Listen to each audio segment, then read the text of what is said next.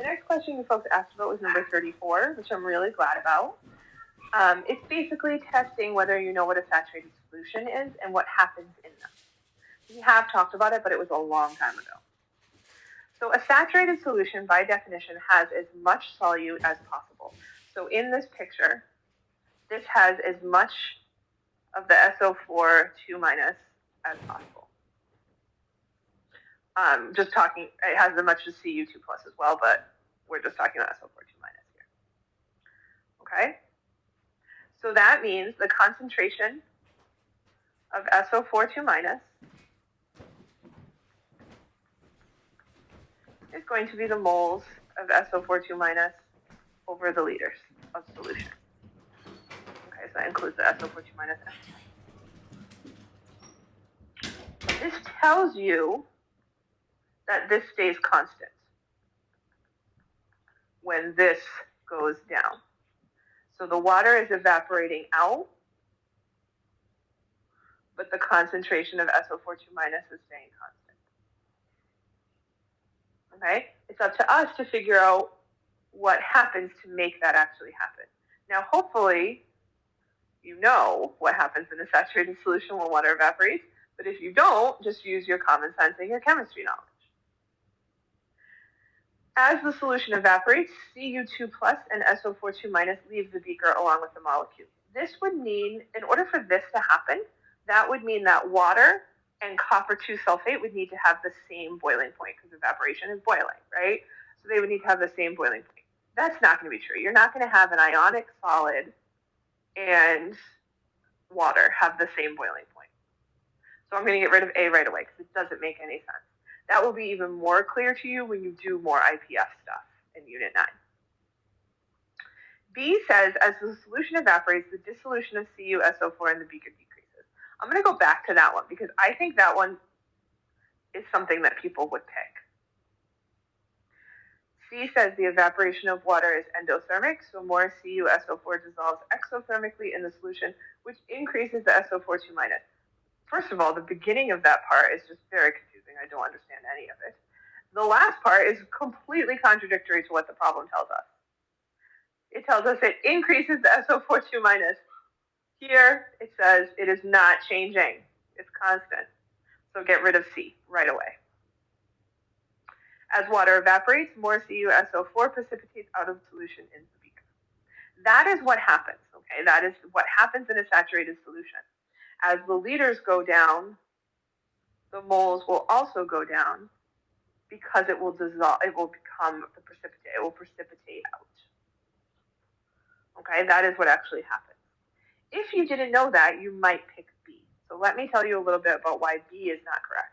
B is not correct because when you're talking about dissolution, you're usually thinking about concentration. You're thinking about how much of the stuff dissolved in how much of the water. It's just a definition thing. When you're saying dissolution, you're thinking concentration. And so we said the concentration stays the same, so the dissolution should stay the same. If you didn't know that dissolution and concentration kind of go hand in hand, it might seem like B is the same as D. Because the dissolution decreases, it precipitates out. There's more solid. But you have to know that little nuance in order to get this question correct.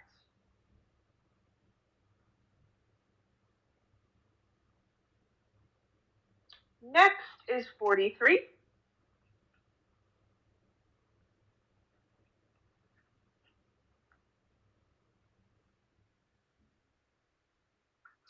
Oh, this was a great question. I'm really glad you folks asked about this one. So this question says that which of the following is true about the geometry of the glycerin cation? All right. So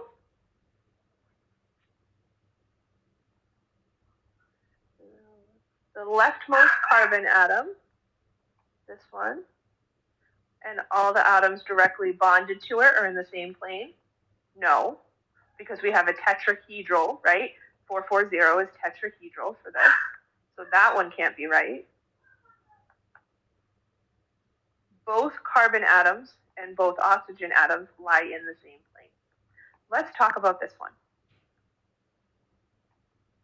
It is just talking about these three atoms. It is not talking about anything attached to them. So if you're just talking about those three atoms, what you need to do is look at the central atom of those three. Okay? When we were talking about this one right here, A was the central, the leftmost, and all the atoms bonded to it. When we were talking about all of these, we looked at the central, right? Now we're talking about these three, so you look at the central. That central carbon is going to have 3, 3, 0, so it's going to be trigonal planar. That means that all 4 of these atoms are in one plane. It's trigonal planar. So you need to remember that you look at the central atom when you're figuring out geometry. It's just that the central atom here changes. So we don't really care what the geometry of this carbon is because it's not central here. Okay? Next one says NCC, bond angle is 180. So that would mean you look at the central carbon here and see if it's a linear. We already know it's tetrahedral. We talked about it with A. And the geometry around the N atom is planar. So let's take a look at that. That would be this one right here, which is also tetrahedral because it's 440. So the answer is B. The key here, again, is that you're always looking at the central atom. So it doesn't matter that this carbon is sp3 or this oxygen has a linear shape. It doesn't matter. Next one is 44. So 44 is an ionic compound because there is an anion and a cation.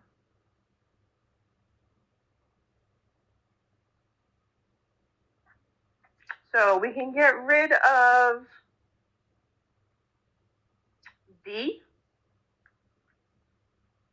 It's not soluble in water. Ionic compounds are soluble in water.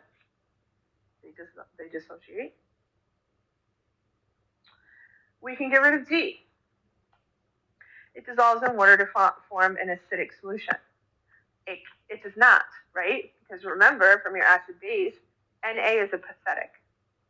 So that means we would just be looking at this ion. Since that's negative, it's actually going to be a slightly basic solution. So we can get rid of D right away. Let's take a look at A and C. C says it evaporates easily because of the lack of hydrogen bonding. That goes back to our LDF conversation, but we haven't added this layer to it yet. We talked about LDF for covalent compounds, IPF for covalent compounds being LDF is the weakest, then dipole-dipole, and then hydrogen bonding. Ionic is stronger than all of that. Because if you remember our conversation, every time we talked about an IPF, we used the slight positive and slight negative symbol. Ionic is full positive and full negative, right? So LDF was super weak because those slight positives and negatives were temporary. Dipole-dipole was in the middle because they were permanent. And then hydrogen bonding was even stronger because of the strong electronegativity. Because ionic is full positive and full negative, it is super strong. Very strong. We also know, this is some chemistry knowledge that we have, ionic compounds have a very high melting point and boiling point. So it is not going to evaporate easily if it's ionic. So that means our answer has to be A. Ionic compounds are usually solids at room temperature. That's just kind of a common thing. Off the top of my head, I cannot think of any that are liquids or gases at room temperature.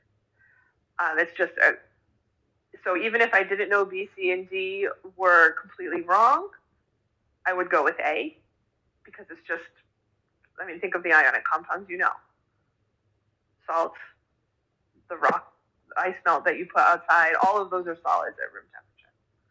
Okay, if you think about anything else that you might have that you've used over the years, anytime I gave you an ionic compound in the lab, it was usually a white powder. So you're going to go with A. So the question that you guys asked about this was, how does the structural formula tell you the ionic solid at room temperature? I hope I answered that, but if not, feel free to comment on the video and ask me to clarify.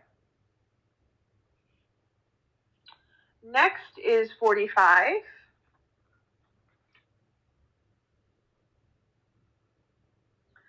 Solid carbon tetrachloride is represented by the diagram above. The attractions between the CCl4 molecules that hold the molecule best identified as. Oh, okay. So this is a straightforward IPF question.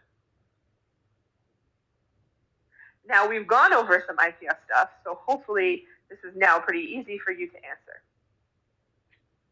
But if not, let's go through it again. So CCl4 is going to have a tetrahedral shape.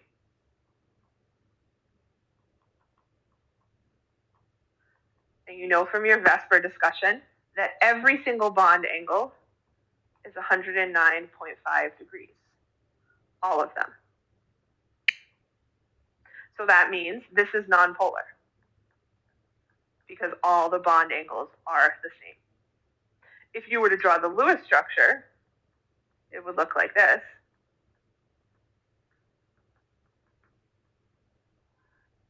And you can see that that also would be symmetrical on all sides. Okay, so whatever we're seeing here, we know that CCl4 is nonpolar. There's no lone pairs to push anything anywhere else. Okay? So the attractions, the IPF, the attractions between the CCl4 molecules that hold the molecules together, literally the definition of IMF or IPF, are for a nonpolar covalent bond, it's going to be LDF. So let's see which one of our answers relates to that. Polar covalent, no, that's dipole-dipole. Non-polar covalent bonds. You might be tempted to pick that one, but remember, we're not talking about bonds here. We're talking about the attractions, okay? The non-polar covalent bonds are what hold the carbon and the chlorines together. They're the bonds. But we're not going to pick that one because we're not talking about bonds, we're talking about attractions. Intermolecular attractions, okay, there we go. Resulting from temporary dipoles. Intermolecular attractions resulting from permanent dipoles. What's LDF? Temporary or permanent? Temporary must be C.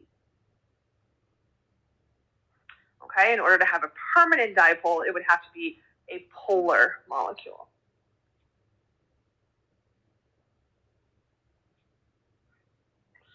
Okay, 48.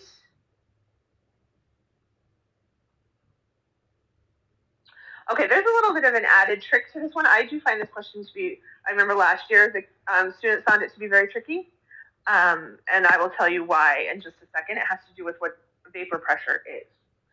So the first part, there's two parts to this question. The first one is just straightforward IPF. The second one is what the heck is vapor pressure, okay? So we have two different structures here. One is polar and one is not. So this one, you can see is polar because they're not going to cancel each other out. This one is nonpolar. And it might seem like it's not because it's not as straightforward when you do that, but they do cancel each other out because it is symmetrical. Okay, so again, the two-dimensional structure is not going to tell the whole story. If you had this in 3D, you could see that it's nonpolar. Trans isomers are usually nonpolar. Cis isomers are polar. Okay, so this one is going to have dipole-dipole. No hydrogen bonding because the hydrogens are connected to carbon. And this one is just going to be LDF only. Now, obviously, the cis one also has LDF, but we don't care about it because we always focus on the stronger one. Okay?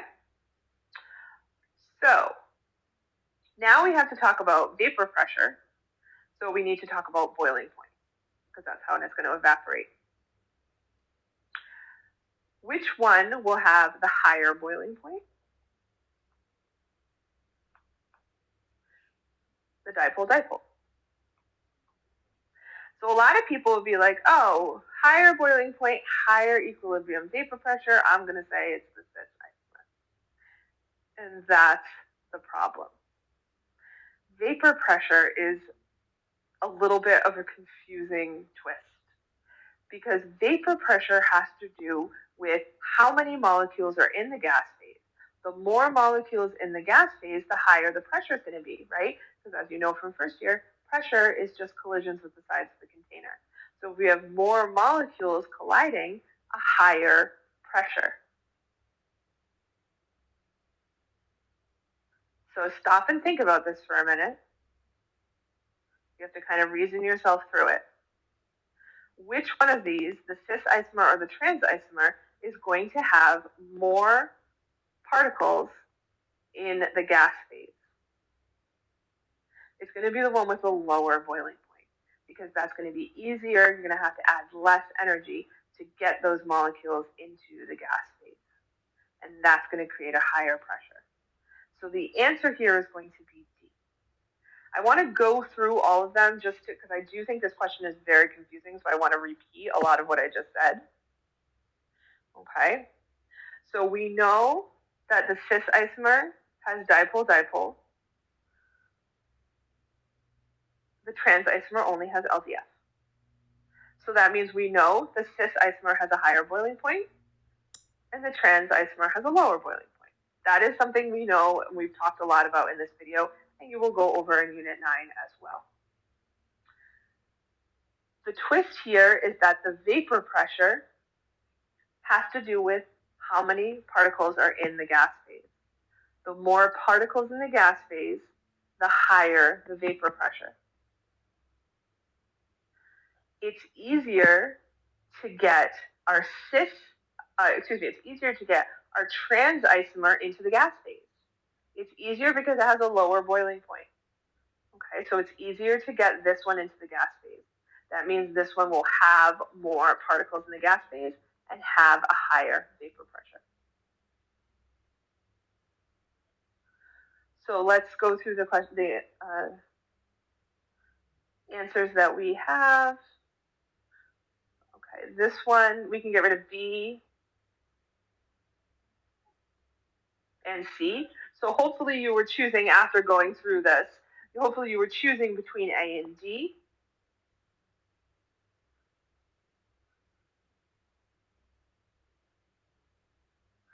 And it was just a question of vapor pressure. Now you know the lower boiling point is going to be a higher vapor pressure. So hopefully that makes sense. If you want me to go over it again, please let me know. All right, on to the FRQs.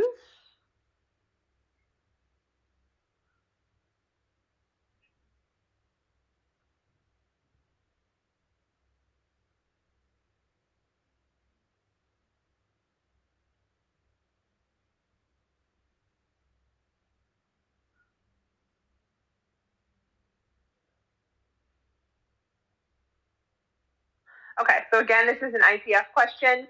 The boiling points in ethanol and dimethyl ether are given below. Okay, so hopefully you can figure this one out pretty easily now that we've talked about it. When they ask for something like identify the intermolecular force that is most responsible, they want you to talk about the strongest one possible, right? So if you look here at this one, it looks to me like dimethyl ether is nonpolar, so it's going to be only LDF. And so ethanol, you might be tempted to say dipole-dipole, but notice that we also have hydrogen bonding, and that's stronger, so you should go with that one. You should say hydrogen bonding,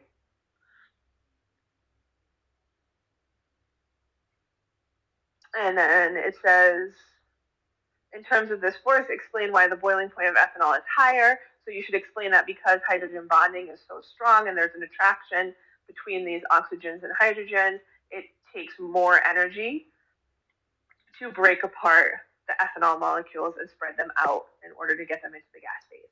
Something along those lines.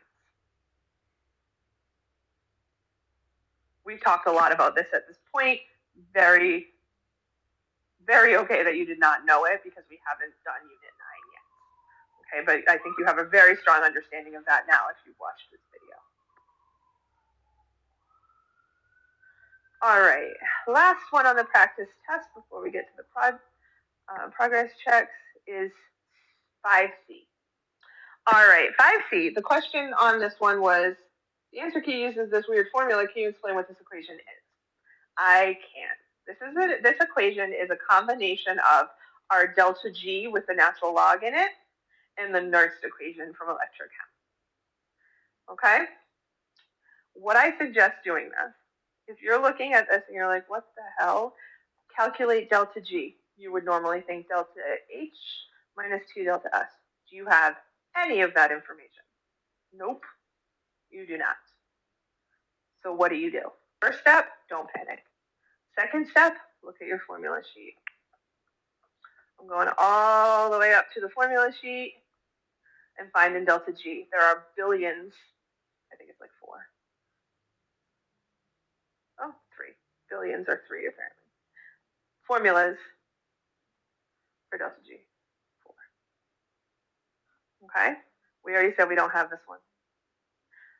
We don't have this one either. We don't have K or Q. We do have this.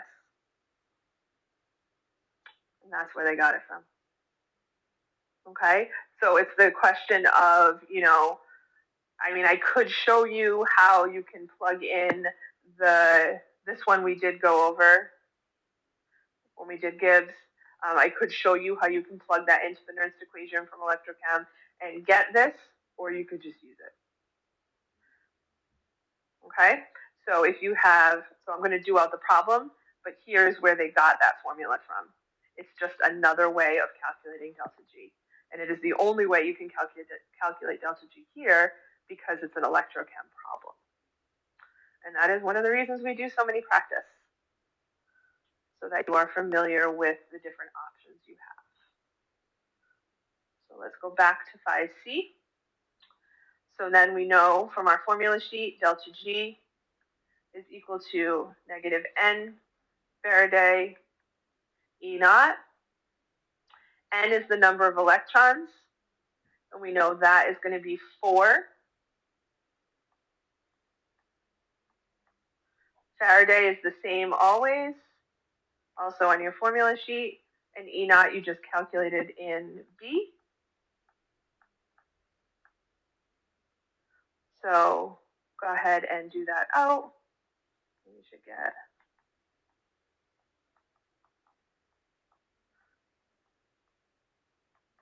or of course you can write that in kilojoules too if you prefer. All right, so that is it for the practice tests. And we will now move on to the progress